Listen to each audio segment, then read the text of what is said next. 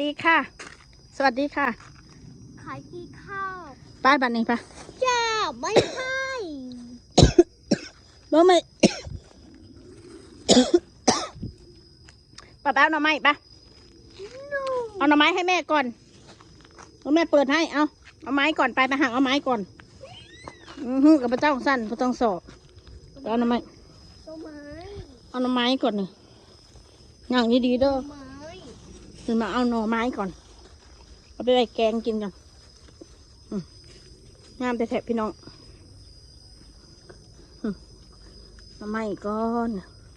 เอาไปแกงจากหยอดสองหยอดก่อน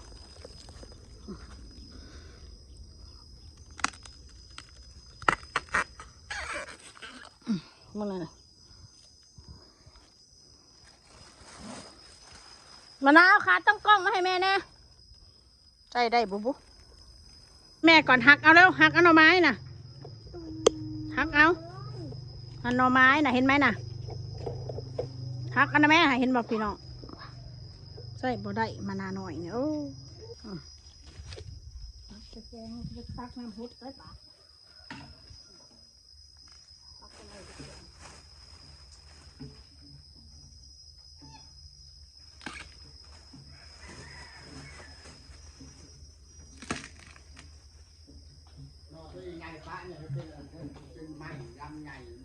โอ้เร็วเอาตอมหน่อมันขึ้นเลยละตัวยาวของเอามาเร็วมันเป็นลำตัวมันขึ้นเลยแล้ว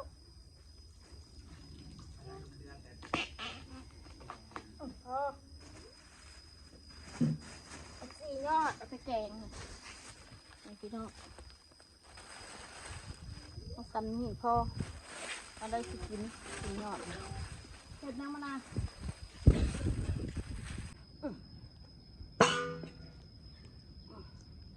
ห้วนลาอยู่ใส่กับห้วนแกงกินแรงมาเลย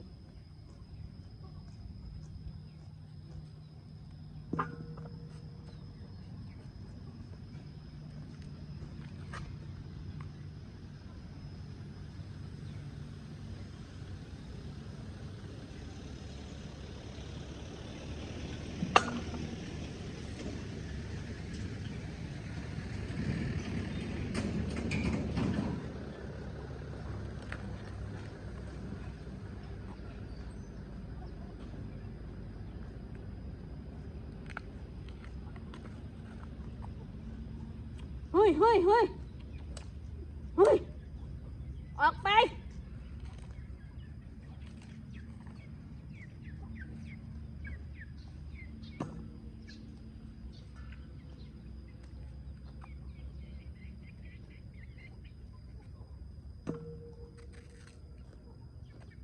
แกงมาไม่กินมื้อแร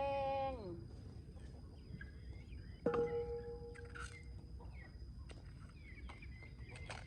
3 โมง 4 โมงแล้วเนี่ยยังฮ้อนอยู่ตุดเบิ่งอากาศ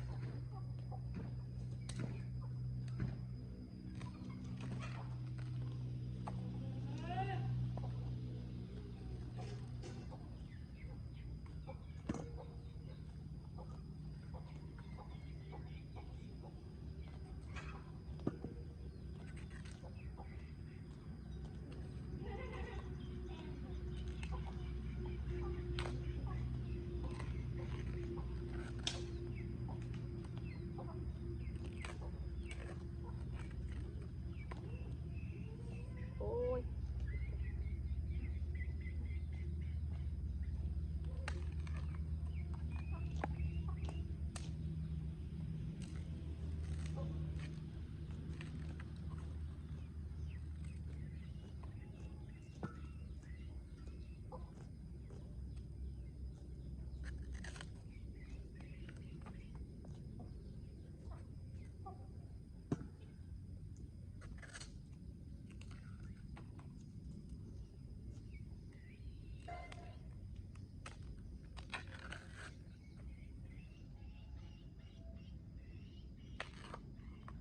พี่น้องคอยขอถามมันนี่เนี่ยเดี๋ยวว่าคันเดอร์ถามว่าอยากเซิร์ชใน Google นะเกิดว่า Google นะบ่มี คอยถามมันเศร้านี่เขาเจ้าเขาพ่อคอยถามความแบบว่า เขาก็ว่าคือบอกไปเซิร์ชเอาใน Google คือบอกไปหาใน AI เขาว่าบังเอิญคอยผัดงูอะนะขอเลยขึ้นบ่ออกก็เลยบ่รู้นะคะบ่เผ็ดก็คือเรียนอยู่ซะคือเรียนหนังสืออยู่เซิร์ชเอาซะถามก็บ่ได้เนาะถามผัดตอบแบบนั้นถ้าถามตอบแบบนั้นแล้วพอถามนะตอบแบบนั้นเซิร์ชใน Google แต่เรื่องนี้คือเซิร์ชใน Google คือสิบในมีดอกไปว่าเรื่องกินขี่ในโทรส่วมนะมันหายเป็นโรคเก่าอยู่บอกใครถามแน่เด้อถามแน่เด้ออย่าให้เด้อคุณเจ้าเป็นโรคเก่าเคยเป็นโรคเก่าเจ้ากินขี่ในโทรส่วมบอมีอันหนึ่งมันบอกว่าให้บอเพชรแต่กินขี่ในโทรส่วมหันหายมันว่ะตรงไซพอมันเคยเป็นน้องเนาะมันให้พอมันกิน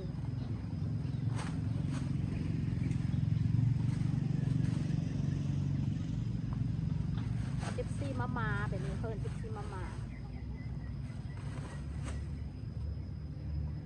ก็มึงบ่เคยกินในโทรสวม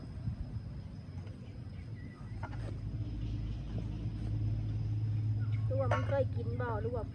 หัวมึงเคยกินบ่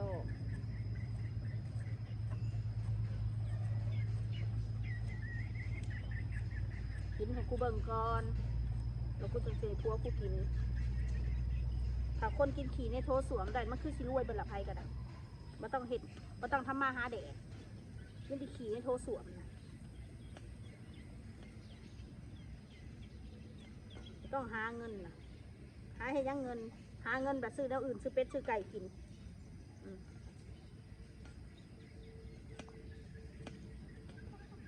คนบ่ให้เกียรติหมู่เลยจะซื้อตัวคนบ่กูสิให้เกียรติซูนะ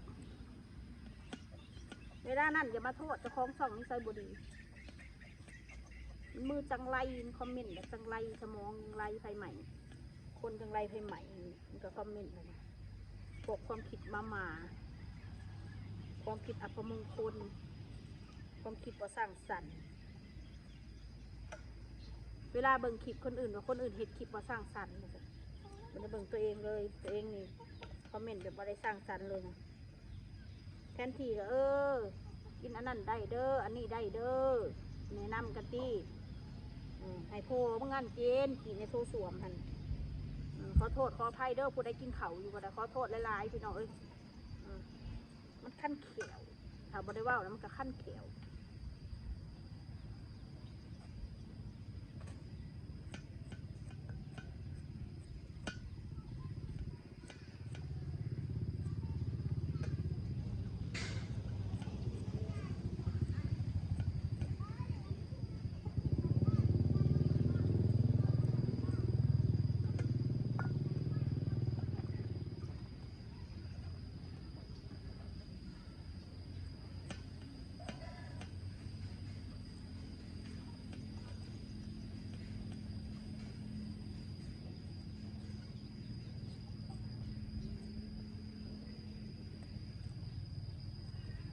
คนเจ็บคนเป็นเอามาเว้าเล่นเว้าหัว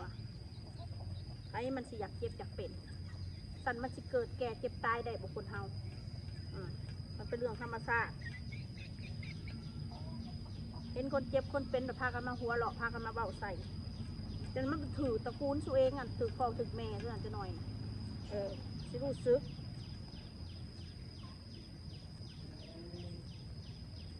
แม่นยางพ่อใหญ่นะห้องโอยเห็นยัง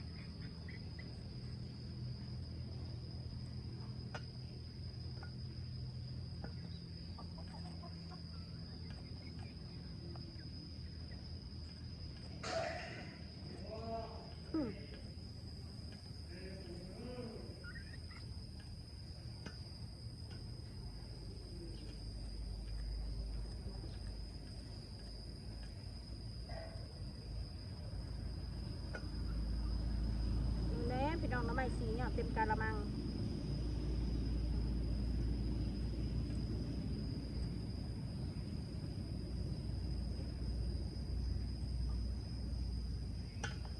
ดังไฟตบ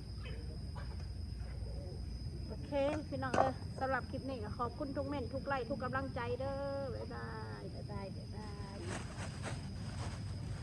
เสียไปแหงงัวกินเปลือกมัน